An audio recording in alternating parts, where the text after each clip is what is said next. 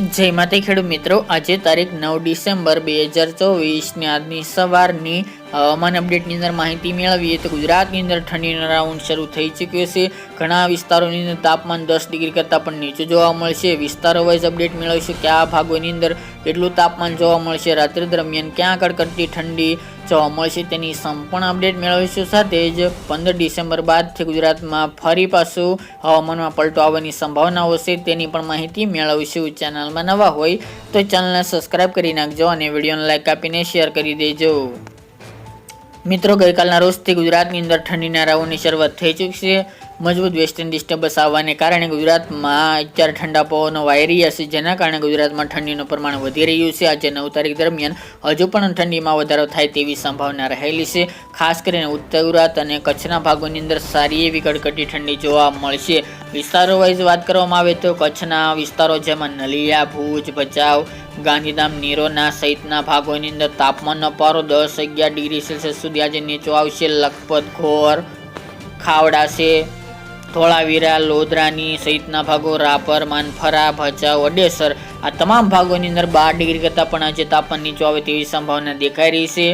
ઉત્તર ગુજરાતની વાત કરીએ તો સતલાનપુર હોય, રાધનપુર, રોડા, પાટણ, સિદ્ધપુર એ ભાગો, પાલનપુર, ડીસા, ભટસન, દિયોદર, થરાદ, ધાનેરા, સુઈગામ તેમજ મોઢેરા છે. આબુમાં સૌથી નીચું તાપમાન 9 ડિગ્રી જવાની સંભાવના છે. બાકી જણાવેલા વિસ્તારમાં 9-10 ડિગ્રી આસપાસ તાપમાન જોવા મળશે. અંબાજીમાં 10, ખેડબ્રહ્મામાં 10, ઈડર, વડાલી, વિસનગરમાં, મહેસાણા સુધીના ભાગો, મોઢેરા સહિતના ભાગોની અંદર 10-11 ડિગ્રી સેલ્સિયસ સુધી તાપમાન નીચું જાય તેવી શક્યતા આજે જોવા મળી શકે છે. આ સિવાય કડી છે, વિરમગામ, અમદાવાદ, કપડવંજ, મહુદા, મહેમદાબાદ, ધોળકા, ખેડા, ગાંધીનગર, લુણાવાડા છે, બાલાસિનોર, ગોધરા, દાહોદ તેમજ કડાણા છે, મહીસાગર, પંચમહાલ તેમજ માંડલી છે, સાગવારા સહિતના ભાગોની અંદર 10-12 ડિગ્રી સેલ્સિયસ સુધી તાપમાન નીચું આવે તેવું અનુમાન રહેલું છે. સૌરાષ્ટ્રની વાત કરીએ તો કુડામાં 11 ડિગ્રી, મોરબીમાં પણ 11-12 ડિગ્રી, સુરેન્દ્રનગરમાં 10-12 ડિગ્રી,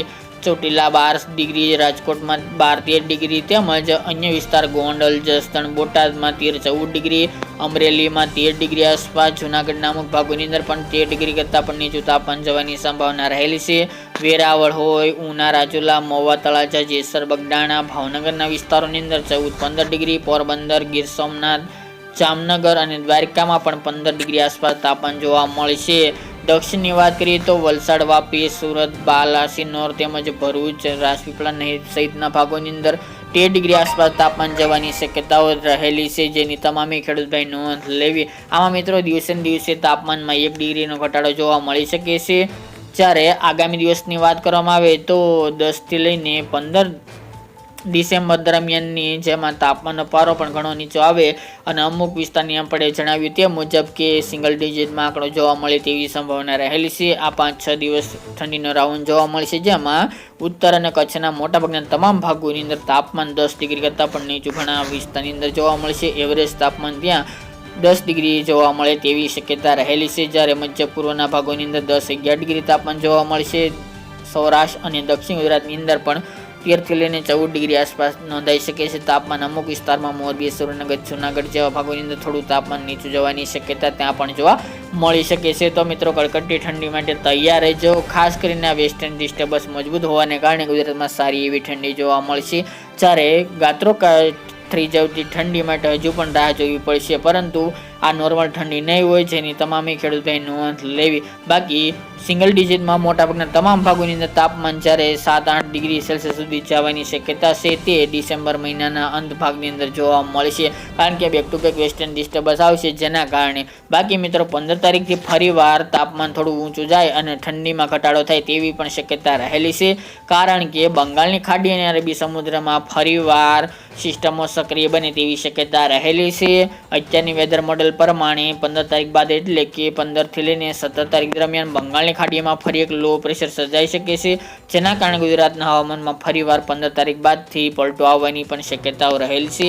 આની સીધી અસર ગુજરાતને નહીં જોવા મળે, પરંતુ દક્ષિણના ભાગોની અંદર હવામાનમાં પલટો આવે અને સૌરાષ્ટ્રના દરિયાકાંઠાના ભાગોની અંદર હવામાનમાં પલટો આવે તેવી અત્યારની અપડેટ જોવા મળી રહી છે. વધુ ફેરફાર થશે તો અપડેટ આપતા રહીશું, બાકી માહિતી આપતા રહીશું. આજની સવારની અપડેટ માટે આટલું જ.